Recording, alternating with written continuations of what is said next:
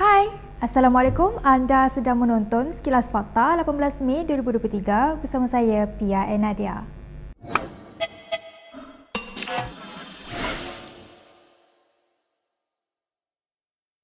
Presiden UMNO Ahmad Zahid Hamidi menyatakan terpulang kepada bekas ahli Parlimen Rembau, Khairi Jamaluddin untuk menyertai parti lain.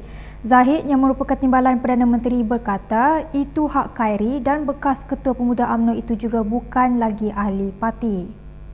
Itu hak dia lah. Itu hak dia nak ke mana pun. Okay? Dia tidak lagi menjadi ahli UMNO. Okay? Zahid juga berpendirian UMNO mempunyai strategi sendiri meskipun kemungkinan Khairi bakal menyertai parti lain. Bahkan ditanya sama ada UMNO berhasrat melakukan rundingan bersyarat dengan Khairi, beliau berkata sebarang strategi tidak akan didedahkan.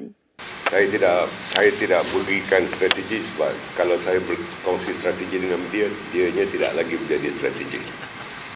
Presiden Bersatu Muhyiddin Yassin sebelum ini mengakui ada menawarkan jawatan dalam majlis pimpinan tertinggi parti itu kepada Khairi jika beliau mahu menyertai parti itu. Muhyiddin yang juga pengerusi PN mendedahkan tawaran berkenaan dikemukakan kepada Khairi selepas bekas Menteri Kesihatan berkenaan dipecat daripada UMNO pada Januari lalu. Bagaimanapun, Khairi yang masih tidak mempunyai parti selepas dipecat UMNO dilihat lebih selesa menutup mulut mengenai masa depan politiknya walaupun sudah ditawarkan menyertai Bersatu. Pengerusi DAP, Lim Guang Eng mencabar Presiden Bersatu Muhyiddin Yassin menamakan Menteri DAP yang menurutnya menghubungi mereka untuk cuba menyelesaikan kes Jail Island di luar mahkamah. Ini bagi menjawab dakwaan Muhyiddin bahawa perkara ini berlaku semasa dia menjadi Menteri Dalam Negeri di bawah Kerajaan Pakatan Harapan. Bercakap kepada Malaysia Kini, Lim berkata jika Muhyiddin gagal menamakan menteri yang dimaksudkan, bermakna dia penipu dan pengecut. Muhyiddin dalam satu kenyataan semalam mendakwa dia telah menolak cadangan itu kerana Kementerian Dalam Negeri mahu kes Island diselesaikan di mahkamah. Semasa pentadbiran PH Island, seorang Kristian Melanau dari Sarawak sedang menunggu keputusan Mahkamah Tinggi mengenai permohonannya untuk perisytiharan bahawa dia mempunyai hak untuk menggunakan perkataan Allah. Kes itu diputuskan memihak kepadanya pada 2021 ketika Muhyiddin menjadi Perdana Menteri. Bekas Menteri Kerja Raya era PH Barubian yang merupakan ahli PKR ketika itu berkata selepas keputusan mahkamah bahawa Kabinet telah memutuskan untuk menyelesaikan kes Island di luar mahkamah pada 2019. Bagaimanapun, Baru berkata Muhyiddin telah menolak penyelesaian di luar mahkamah. Mengulas lanjut, Lim berkata Menteri DAP sibuk dengan portfolio masing-masing, tiada satu pun yang berkaitan dengan kes Island. Lim turut mengkritik Muhyiddin kerana cuba mengaitkan DAP dalam pertikaian baru-baru ini berhubung keputusan kerajaan menarik balik rayanya dalam kes Island.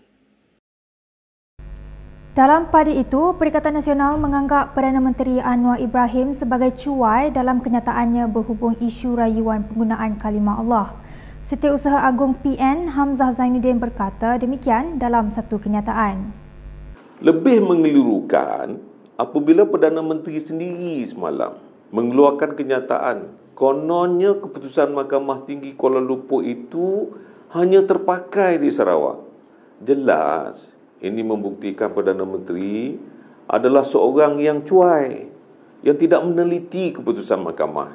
Saya katakan Perdana Menteri cuai itu kerana pertama, rampasan 8 cekera padat ajaran agama Kristian yang mengandungi perkataan Allah pada 11 Mei 2008 itu berlaku di terminal penerbangan tambang murah RCCT Sepang, bukannya di Sarawak. Dan keputusan Mahkamah Tinggi Kuala Lumpur terhadap 3 relief statutory bukan hanya terhad kepada Sarawak. Kedua, Anwar Ibrahim sendiri bersama James Peter Ongkili dan Allahyarham Tun Ghaffar Baba merupakan anggota kabinet yang terlibat dalam jawatankuasa mengkaji istilah perkataan Islam di dalam Alkitab yang tidak boleh digunakan pada tahun 1986. Patutnya beliau lebih faham tentang sensitiviti serta mudarat lebih besar dengan tidak membuat kenyataan yang mengelirukan. Hamzah juga mempersoalkan sama ada kerajaan telah berunding dengan Raja-Raja Melayu, Majlis Agama Islam Selangor, Majlis Agama Islam Kedah sebelum keputusan menarik balik rayuan dibuat. Pada 10 Mac 2021, Mahkamah Tinggi di Kuala Lumpur membenarkan semakan kehakiman oleh Island, seorang Kristian Melanau dari Sarawak yang memohon perisytiharan bahawa dia mempunyai hak untuk menggunakan kalimah Allah untuk tujuan agama dan pendidikan. Kerajaan pada mulanya merayu terhadap keputusan itu tetapi memberi notis pada 18 April tahun ini bahawa ia tidak akan meneruskan rayuan itu. Anwar mempertahankan keputusan menarik balik rayuan itu dengan mengatakan ia hanya terpakai di Sarawak. Berita seterusnya, PN optimis mampu mencipta kejutan di Selangor, Negeri Sembilan dan Pulau Pinang yang kini dikuasai Pakatan Harapan pada pilihan raya negeri akan datang. Naib Presiden PAS Ahmad Samsuri Mokhtar berkata demikian selepas majlis terbuka Aidilfitri PAS Negeri Terengganu hari ini. Katanya gabungan itu juga yakin dapat mengekalkan pemerintahan di 3 negeri dikuasainya iaitu Terengganu, Kelantan dan Kedah dengan keputusan lebih baik berbanding pilihan raya umum PRU lalu. Ini kita punya harapan untuk kemenangan di 6 negeri termasuk dengan negeri yang PRN ni. Harapan kita, rasa peluang kita. Memang siapa-siapa masuk tanding apa-apa sekalipun target ialah kemenangan. Dan saya yakin dengan melihat kepada mood di bawah, terutama di kalangan rakyat yang ada pada waktu ini, suasana yang sangat positif kepada PAS dan Perikatan Nasional. Dan saya percaya untuk 3 negeri yang telah dimenangi sebelum ini, iaitu Kelantan, Terengganu dan Kedah, kita akan mempertahankan kemenangan dengan keputusan lebih baik melihat kepada mood yang terkini lah. Dan untuk 3 negeri lagi saya percaya kita akan melakukan satu kejutan lah insya-Allah. 6 negeri yang sebelum ini sepakat mengadakan PRN secara serentak adalah Terengganu, Kedah, Kelantan, Selangor, Negeri Sembilan dan Pulau Pinang. Pemimpin veteran DAP Lim Kit Siang menghormati pendirian PAS yang menolak pinangan untuk bekerjasama di dalam satu wadah politik nasional. Menurut bekas ahli parlimen Iskandar Puteri itu, beliau mengutarakan cadangan itu kerana percaya penting untuk semua pihak menyelesaikan masalah kemiskinan dan kekurangan pembangunan di Kelantan, Terengganu dan Kedah. Sebelum ini, Kit Siang mencadangkan kerajaan perpaduan untuk menghulurkan tangan kerjasama dengan PAS menjelang PRN akan datang.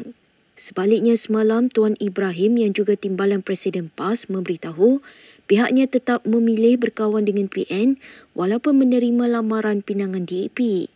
Tuan Ibrahim menjelaskan pihaknya tidak sesekali memungkiri janji dan berbohong kepada pengundi dengan meninggalkan PN. Selain itu, Kit Siang merakamkan ucapan terima kasih kepada Tuan Ibrahim yang mengatakan bahawa PAS tidak mempunyai apa-apa isu peribadi dengan DAP. Kita ke perkembangan berikutnya. Menteri Besar Kedah Muhammad Sanusi Mak Noor menegaskan beliau tiada kaitan dengan individu yang mengutip derma kononnya untuk membantu beliau membayar saman mahkamah. Beliau juga tidak tahu menahu akan hal itu dan langsung tidak mengenali individu terbabit.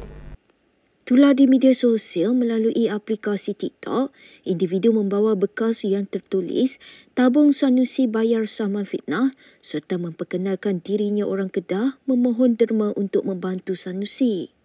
Namun di akhir video, individu berkenaan memberi amaran kepada Muhammad Sanusi agar berusaha bayar samannya sendiri. Dalam pada itu, video terbabit mendapat perhatian netizen dan rata-ratanya menganggap ia sengaja dilakukan untuk mempermain pemimpin kerajaan Kedah itu. Beberapa pihak telah mengambil tindakan membuat laporan polis berkenaan hal terbabit.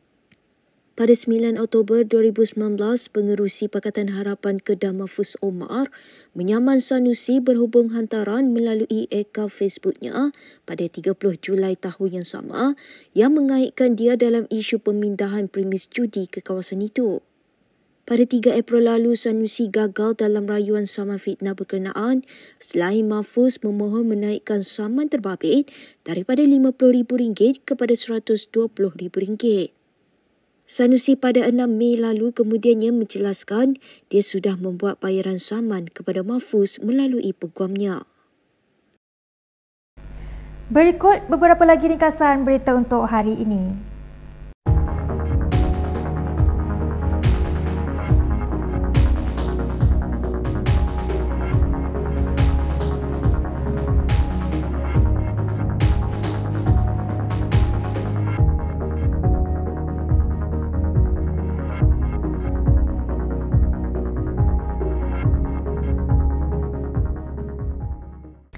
Sekian sahaja daripada saya, PIN Nadia untuk Sekilas Fakta. Untuk lebih banyak berita, anda boleh melayari kinitv.com. Anda juga boleh mengikuti kami di Instagram, Twitter, YouTube dan Facebook. Salam hormat dan jumpa lagi.